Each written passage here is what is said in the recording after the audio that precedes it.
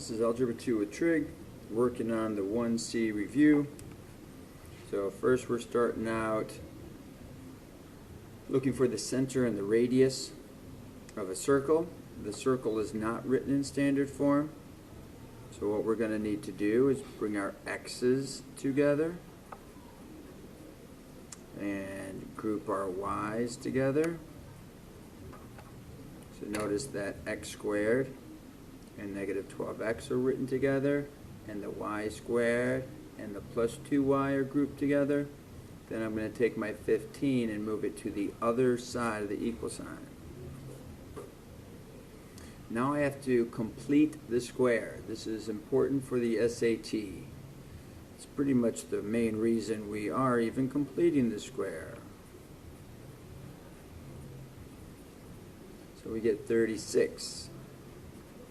When you take your b term and divide it by 2 and square it, we get 36.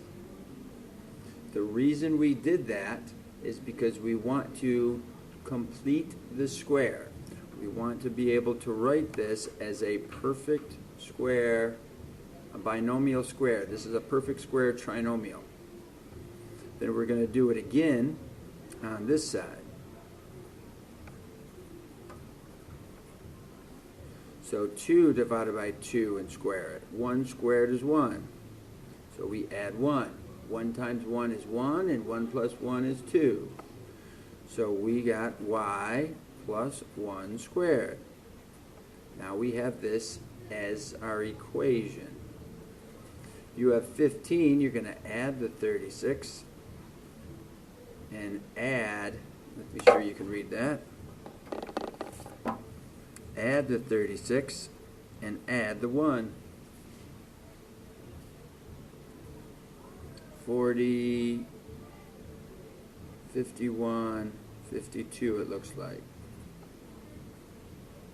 So our center is at 6 comma negative 1, and our radius equals the square root of 52.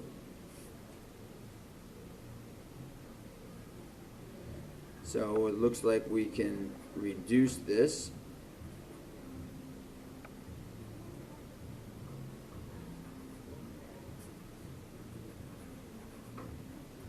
That would be our radius in simplified form. Now what would be different in this format?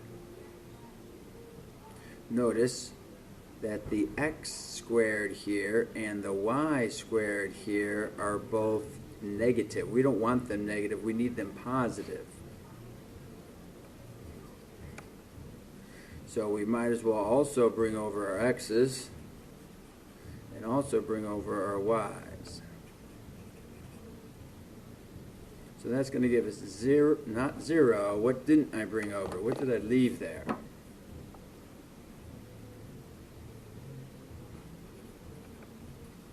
So now we have our x squared. Let's save ourselves a step here. What's the other x value we know? And we have our y squared and our y value we know.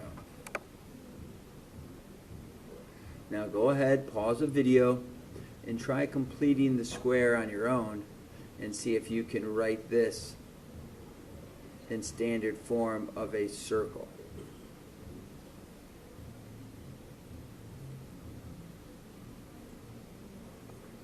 So we're going to need to take the b term divided by 2 and square it.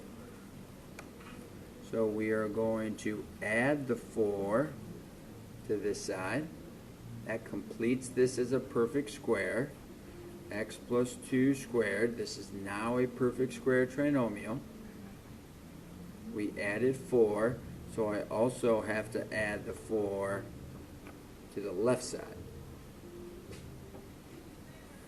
Here's negative 12 divided by 2 and square it. That's 36. Sounds familiar. We did it over here.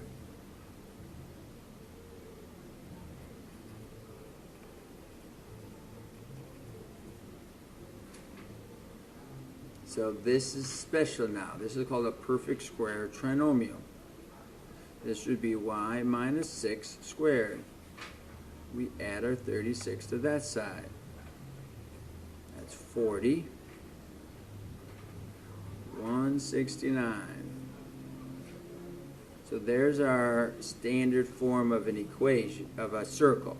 Remember, the standard form of a circle is x minus h squared plus y minus k squared equals r squared. That's the format we just wrote these in. X minus h, so our center is negative 2. Y minus k, so the h would have to be negative, but the k would be positive. It's always the opposite of what's inside.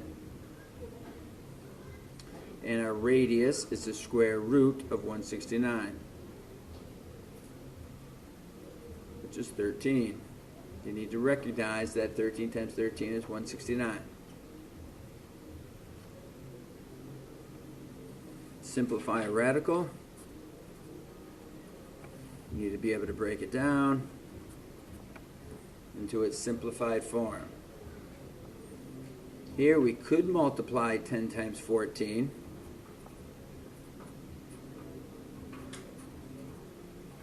But really, no reason to do that, because then you just got to break it back down again. You have a pair of the same numbers.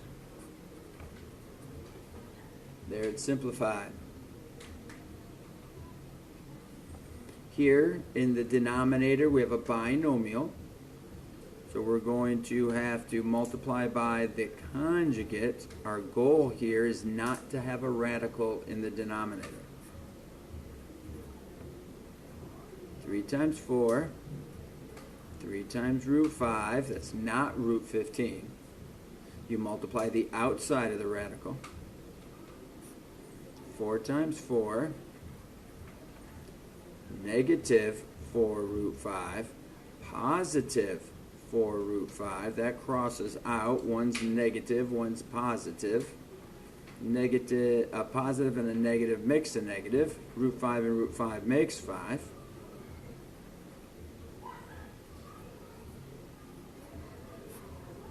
So we get 16 minus 5, which is 11.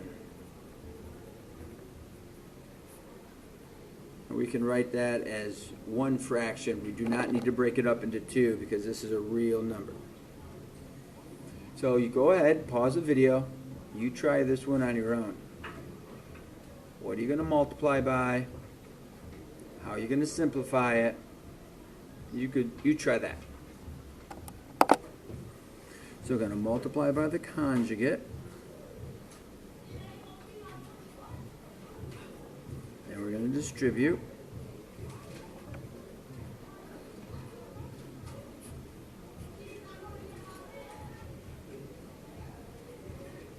You may notice, and you'll start to, oh, I totally messed up. Sorry, this is a negative. So these have to be positives. Must be a positive.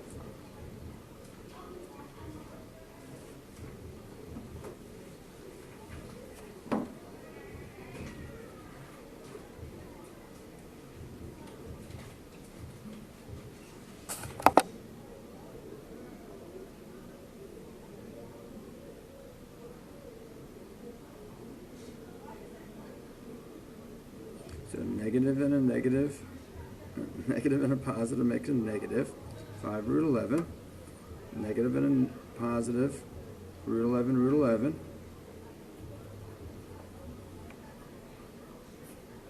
Those two have to cross out. That's how I noticed my signs didn't work, because my values were not crossing off. Now I notice that everything is even. So I can divide all those 3 terms by 2. 2 comes out of there, and there's a 2 in here. I'm going to reduce them. Here, the average monthly cost of a small business can be used in this equation. When is the operating cost going to be $14.30? This would be a calculator question.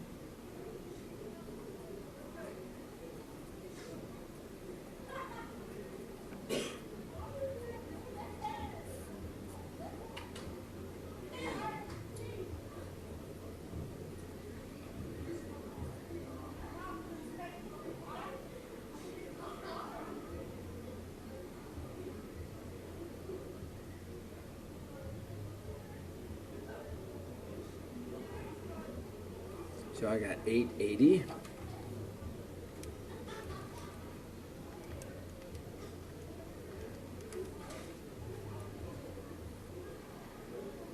So we take our 880 and we divide that by 0.55.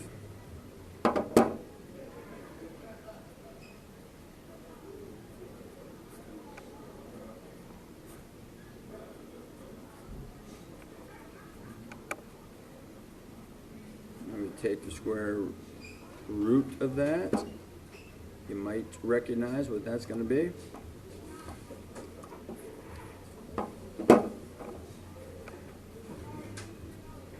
It would be plus or minus.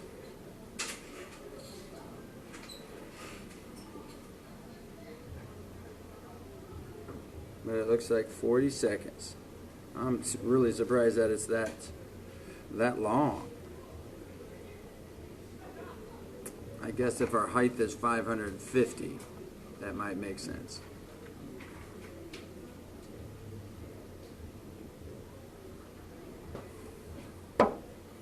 All right. Oh, it's not seconds. These are months. Not bad.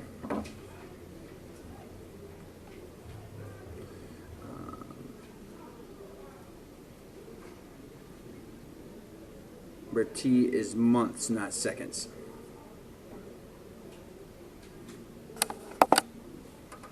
Height of a triangle is supposed to be 4 less than the length of the base. So whatever the base is, the height is 4 less than it. You know the area of a triangle is half a base times height. So we're told that the area has to be 30. And the height is 4 less than the base. So we could multiply by 2. Multiply by 2 to both sides. Since this is all multiplication, it would just get crossed off and be done with. So you're left with x times x and x times 4.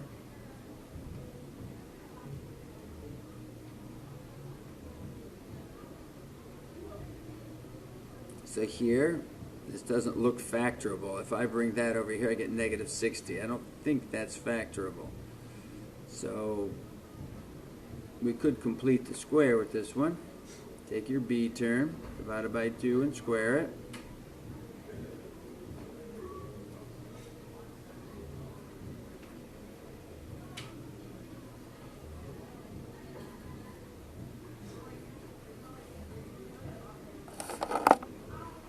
As I start to look at this, it clearly was factorable. Looks like I could have used 6 and 10. But anyway, no big deal.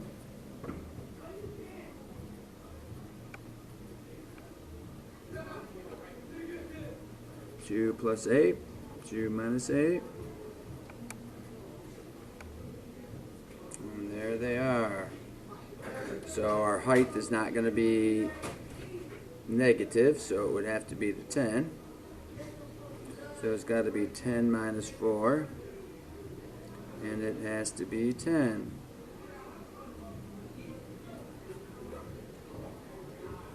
So 10 inches and 6 inches.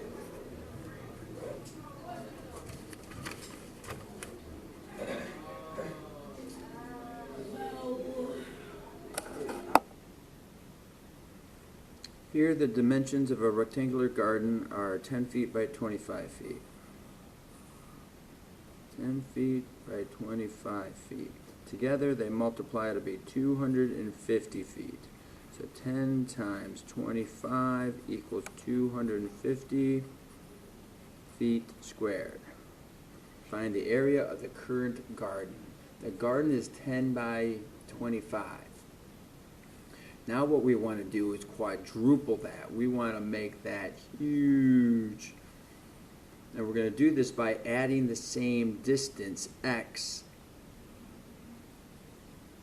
to both sides. So we're going to add x to the 10, and we're going to add x to the 25. Same amount on both ends. What is our equation going to be? It's going to be x plus the 10, and it's going to be that extra amount plus the 25. Those are the two new sides of this new garden that we're making. And we want the area to be bigger, of course, than our 250. We want it to be quadruple. We want it to be 4 times that amount. So this gets to be x squared, 25 and 10 is 35, and 250 equals 1,000.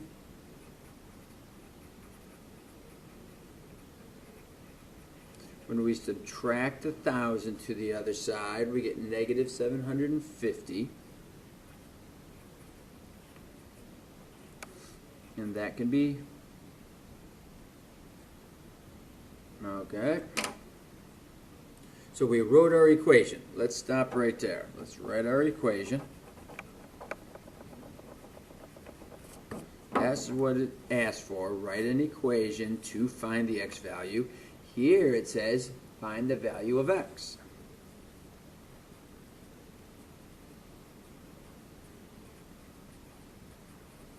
So now we want to see what's going to make it equal 0, so we can factor this.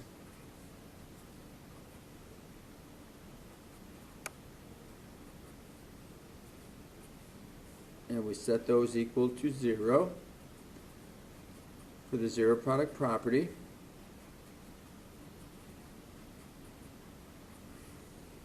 And of course, you can't have a dimension of negative 50, so that's out. So our x value, the new amount that we're going to add, is going to be 15. 15 is going to get us up to, let's test that.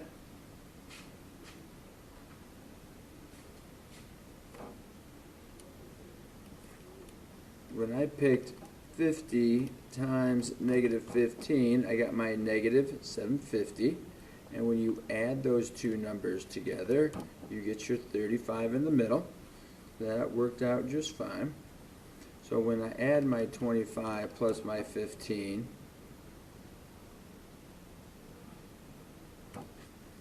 and I do my 10 plus 15, I get my 40. Let's see, I messed that all up. I think I did. I messed that up. Let's try again. 15 plus 25 times 15 plus 10. We get our 1,000. We quadrupled the area. Find the length and the width. So we're doing 15 plus 25, that's 40 feet, and 15 plus 10, that's 25 feet.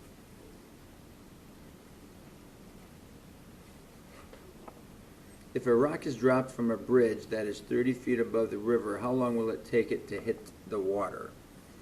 So we're using our equation. They provide us the equation. Hit the water means 0.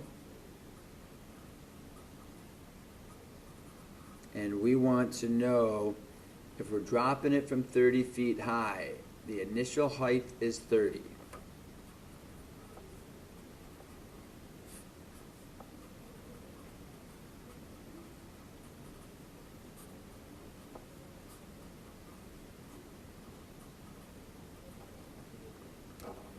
We could keep this all in decimal form. It would work out okay.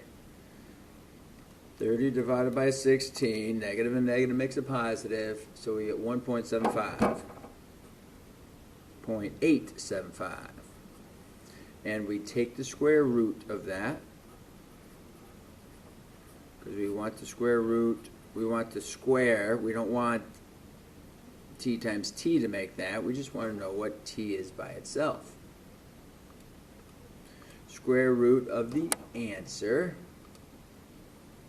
That gives us 1.37 seconds.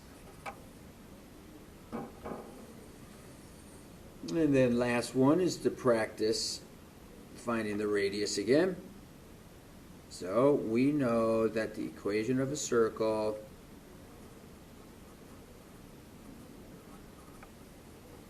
is that this doesn't have any parentheses in it, so we have to reorganize our x values and our y values to help us make 2 binomial squared. 2 squaring the binomial. So we're going to take the 6 and divide it by 2, then square it. So we're adding 9. So we're also going to add 9 over here. We take our negative 8, divided by 2 and square it.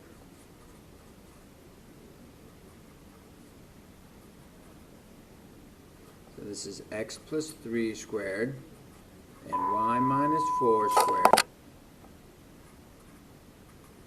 equals 36. So our center is negative 3, 4, and our radius is the square root of 36, which is 6. We don't consider negative radiuses, so that's why it's only a positive. Now for this review, you also need to know that you would be looking at system of equations.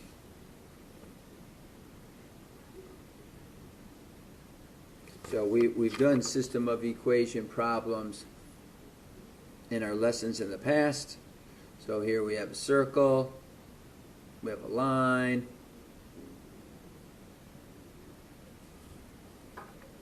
here we have a parabola and a line. So I got my line by itself and I plugged in my y value expression in there.